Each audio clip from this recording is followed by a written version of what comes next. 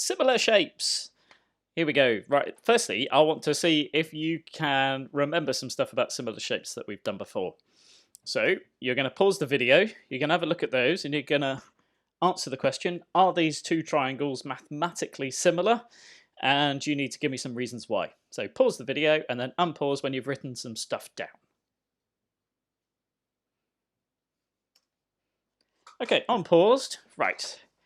Shapes are mathematically similar if one is an enlargement of the other. Okay, now that's going to mean two things. Firstly, it's going to mean the angles don't change size. When you enlarge a shape, the angles inside the shape do not change. Otherwise, it will change shape. It's not changing shape, it's changing size. And you must use the same scale factor to enlarge every single side. So a side and its corresponding side. So for example, that 4 and that 12, we're going to presume the triangle hasn't been turned around. What have we times the 4 by to get to 12? Well, we've times it by 3. Well, the 11 is corresponding to the 33. Oops. So that has also been made 3 times bigger. And that bottom side that was 10 is now 30. That has been times by 3 as well. So it is mathematically similar because all the sides have been enlarged by the same scale factor. And so if we wanted to know what the size of angle A is going to be, it will be 36 degrees because it will be the same as this one. It corresponds to this angle in here, and that angle will not have changed. In the same way, whatever angle this is, that will be identical there. And this one up here, let's put 3 stripes, will be the same as that angle up there. Okay, so that's what mathematically similar means. It doesn't mean in real life we use the word similar just to mean, oh, she looks a bit similar to her or he looks a bit similar to him. In maths, if they're mathematically similar, it means something very precise, as always. Right, usually though, we may occasionally get a question that says, are these two shapes mathematically similar? Prove it. But usually it'll be a case that they'll tell us that they are mathematically similar, very much like this question that says these are mathematically similar. And it'll ask us to find, say, a missing side. It might get us to find the angle, but that'd be a bit obvious because the angles are going to be the same, So what do we do? Well, the first thing we need to do is work out what the scale factor is, because if we know it's mathematically similar, we can use that scale factor to enlarge all the sides. Find a pair of corresponding sides. So this side on this triangle corresponds to this side on this triangle, and we can use those because they're both got the lengths marked on them. We can use that to find the scale factor. And scale factor is done like this. We do the new length divided by the original length. Now you can decide which triangle is the original and which one is the new. I'm going to say that the small one is the original and it's been enlarged up to make the larger triangle, right? So that's my new length. So my scale factor in this case would be the new length, which is 4.5 centimeters, divided by the original length of 3 centimeters, and 4.5 divided by 3 is 1.5. Now note, my scale factor is not 1.5 centimeters because that would be nonsense. It's just a multiplier, it's just a number, and it's whatever I've times by to get to the new triangle. Basically, we're saying that everything, or all the sides on the bigger triangle are 1.5 times bigger than the sides on the original triangle. So what are we going to do next? Oh, I've already put the answer up, but let's prove that the answer is 3. So let's say the question is actually proving that it's 3. Okay, well, everything on the second triangle is 1.5 times bigger, so I take my side of 2 centimeters, and that corresponds to the side of x, doesn't it? And so I take the 2 and I times it by my scale factor of 1.5 and I get 3 centimeters, which is why this is 3 centimeters. As I say, the scale factor just enlarges all of the sides. Now if I wanted to come back the other way, let's say that I knew this side down here. Let's say we knew that this was 9 centimeters. Okay, I'm not saying it is, but let's say we knew it was. We were given it in the question and we were asked to find out what y was. Well, I could use the scale factor to divide by, take this side, divide it by 1.5, and that would get me back to this particular side. I do 9 divided by 1.5 is 6, and it would be 6 centimeters. Okay, So when we're going from the original shape to the new shape, we're multiplying by our scale factor. When we're going from the new shape to the original, we're dividing by our scale factor. Okay, so here's another sort of question that we might get. And let's have a look at this. So I want to work out what the missing side is, what x is. So I'm going to find my corresponding sides. Well, that side there corresponds to that side there. You know, that upright one is the same as that upright one on the enlarged shape. My scale factor, and we quite often write SF for scale factor, is my new length, which is 7, divided by my original length of 5. And what does that give us? That gives us 1.4. Okay, I'm just going to double check that. I know it's that, but I'm just going to double check. Yep, 1.4. So everything on our new shape is 1.4 times bigger. And if I was coming back the other way, which I'm going to be, I would be dividing by 1.4. And that's what x is going to be. X is its corresponding length on the new shape, so 7.56, divided by my scale factor of 1.4, and I'm going to put that in a calculator. And it gives me the answer of 5.4 centimeters. So length of x is 5.4 centimeters. Okay, so scale factors don't have units, but obviously the answer is going to, because it is a length. Okay, hope that makes sense. Should hopefully remember some of that. Right, there are 2 questions for you to do there. I want you to press pause, answer those questions, find the 2 missing lengths, so x on that one and x on that triangle, and then unpause to see if it agrees with my answer. Okay, off you go.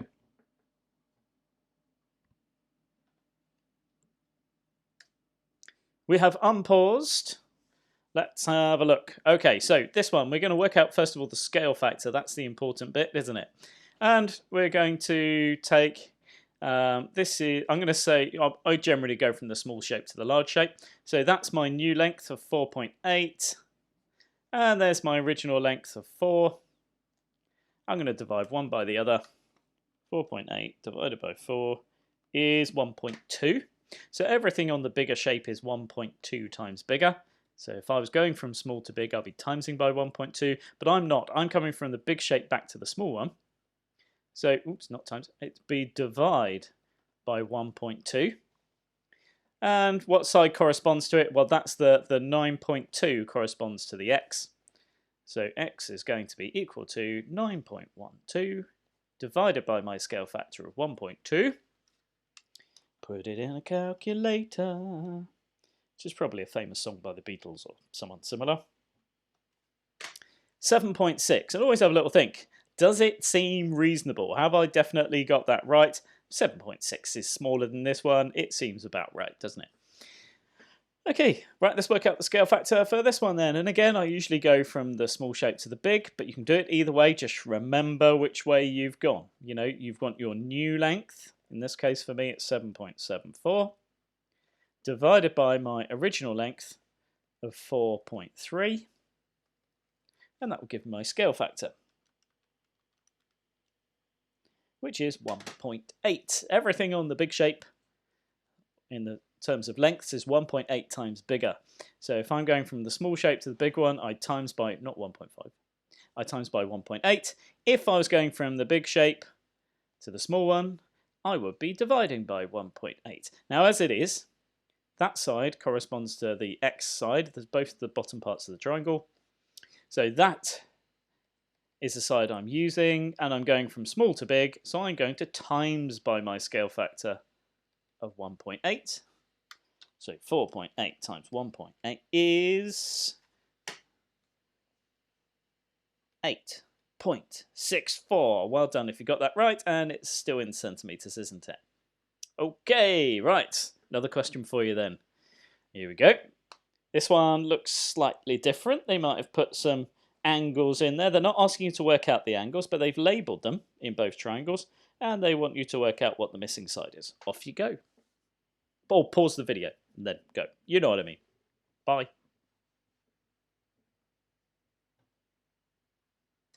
Okay, hopefully you should have worked this one out then. So they've labelled up some of these angles. And what we're saying in here is that these must be mathematically similar because we have three matching angles. Oops. So, you know, that one matches to that one because they're both labeled C. What hideous color should we get next? Let's get magenta. Woohoo! That really clashes. Awesome. And go back to my blue. Right, so what have we got? We want to work out x and y. I'm going to need a scale factor. Well, the two corresponding sides I've got are the 4 and the 12. I'm going to go from the small shape to the large shape. So my new length is the 12, my original length is the 4, which means I have a scale factor of 3. Everything on the big shape is 3 times bigger. If I'm coming from the big shape to the small shape, I shall divide by my scale factor of 3. Okay, what side corresponds to what? Well, the 12 corresponds to the x. Now, I'm going from the small shape to the big shape, so I'm times it by 3. It is 36 centimeters. X is 36 centimeters.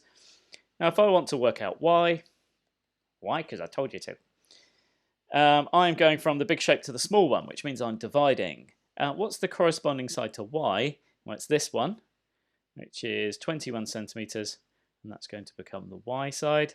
So we'll take the 21 and we'll divide it by our scale factor. So that is 7 centimeters. Okay, so x is 36, y is 7. Yeah, nice and easy, right? Well, how about if we have one that looks a bit more like this?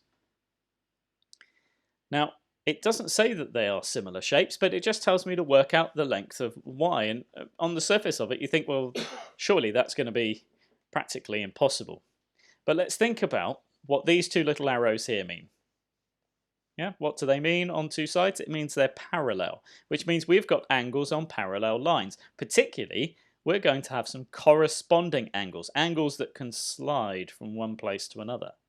That angle there could slide up that line, and it will make the same angle there. And I can also say, oops, let's put the red on, that this angle down here, if we slid it up this line so it sat on top of that line, it's going to make the same angle because they are corresponding angles on parallel lines. Now, the top angle of the shape is shared by both shapes. Now, that must mean that we have two similar triangles. Okay. Now, what I'd recommend for you to do when you've got two triangles and they're basically sat on top of one another is actually just do a quick sketch and put them off to one side. So sketch off the small triangle, sketch off the big triangle, and by the big one I mean the outside of the whole shape, and then the small one is the top bit. These have basically been sat on top of one another. And just as I said, you know, that angle corresponds to that one, that angle corresponds to that one, and the red ones as well. Yep, in fact, let's do that. Let's get the red out. Where's my pen? So that angle there corresponds to that. That's how I know that they are going to be similar shapes. And we know the top angle is the same because it is literally the same angle at the top there. Okay, so we can do some stuff here. So once you've sketched off two triangles, you can then start writing the lengths that you know. So I know, for example, that side is 4 centimeters. I know that the long side on the bottom here is 9 centimeters. What about the length of this? It's not 3.2, is it? It's going to be both of those sides put together. It's going to be 4 plus the 3.2 is 7.2. This side here is 7.2 centimeters long.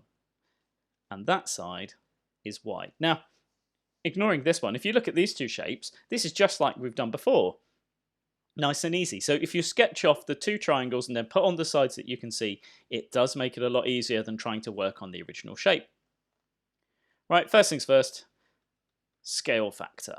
What is my scale factor? Well, I'm going to take my big shape again as my new one and the small one as the original. So 7.2 divided by the original side of 4, which is 1.8, isn't it? I think we did that one before.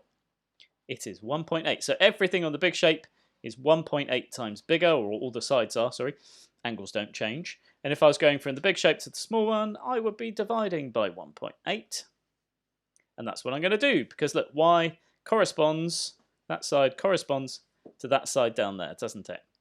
So we're going to take y is equal to the big length divided by my scale factor, and that will tell me how long y is, which is 5 centimeters. So there's my hint. If you've got two triangles like this overlaid on one another, just do a quick sketch next to it of the two triangles, the small one and the big one as well, and then work from there. Put on whatever labels you can find. Okay, and here I want you to do the same for this one. Be careful what it's asking, saying what's the side of CE. It wants you to find out what that length is in there. Okay, but it's still the same principle as we've done before. See if you can apply that using your amazing brain. Okay, pause the video, off you go.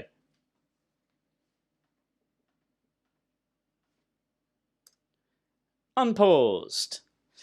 Okay, so I'm going to need two triangles. So I'm just going to quickly sketch using the power of magic. There we go. Two triangles. I'm going to put in whatever I know. Now, I could put the angles in, but I'm not going to. I don't need to because I know that they're mathematically similar. I can see that they're overlaid on one another, and these two sides are parallel. They've marked an angle, so it's all cool. Now, I know that side is 8, and I know that this side is 6, and I know that this side is 9. It's so much easier when you draw the two triangles. Now I'm trying to find this little section just along here. But actually what I'm going to do is I'm going to find the whole of this side first. I'm going to find the whole of AE. Then I can find the bit that's CE instead. All right, so AE equals, well, let's find the scale factor first. Now I'm going to go from the small shape to the big shape as always. There's my two sides that sort of match together. And my scale factor is the new side divided by the original, which is 1.5, I believe. It says just double checking, 1.5. Yep, everything on the second shape is 1.5 times bigger. And if I was going from the big shape to the small, I would be dividing by 1.5. Okay, what corresponds to what? Well, 8 corresponds to this whole length down here, doesn't it? So AE, the length AE is going to be 8 times by the 1.5, which is 12 centimeters. But that's not my answer, is it? Because what we're saying here is that all of this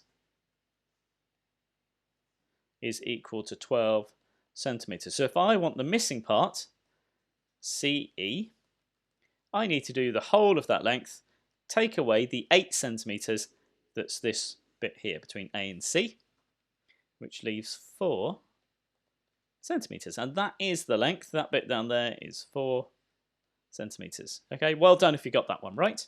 Let's do another one. Okay, there's all the information you need is there. I want you to work out the length of AE and the length of AB. Off you go. Pause the video.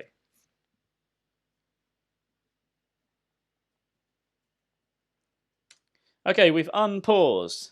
Let's see, did I draw two triangles for this? Yes, I did. And there they are. I'm going to put some letters on this one because it will help me out. So this triangle is CDB, not necessarily in that order. And the big triangle is CEA. That will help me out a little bit. I can see they're similar triangles because those two sides are parallel, which means that angle matches that one. That top one matches that one. And of course, they share this angle here. Okay, what do I know? EC is 8.1, so that one is 8.1 centimeters. DC is 5.4, so that one there is 5.4 centimeters. All good, I can use that for my scale factors. And DB, where's DB? That one is 2.6 centimeters.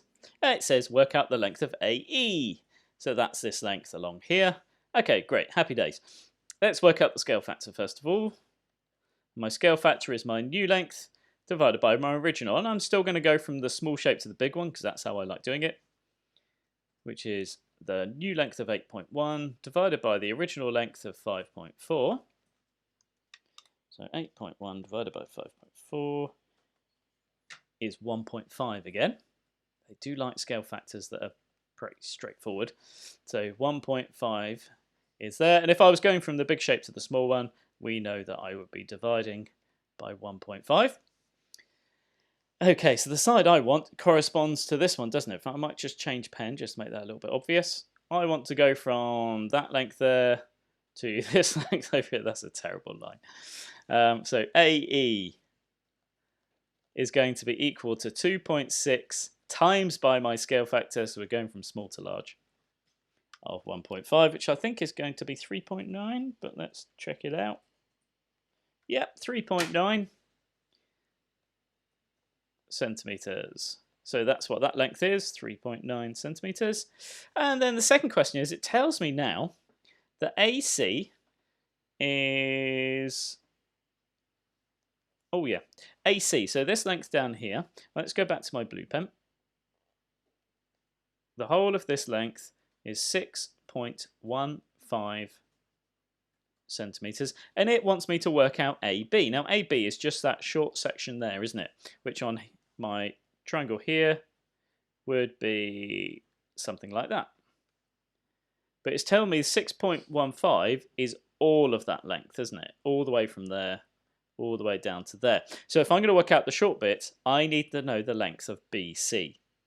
Because if I know BC, I can just take it away from the whole length, and I'll be left with the short bit. Yeah? So BC.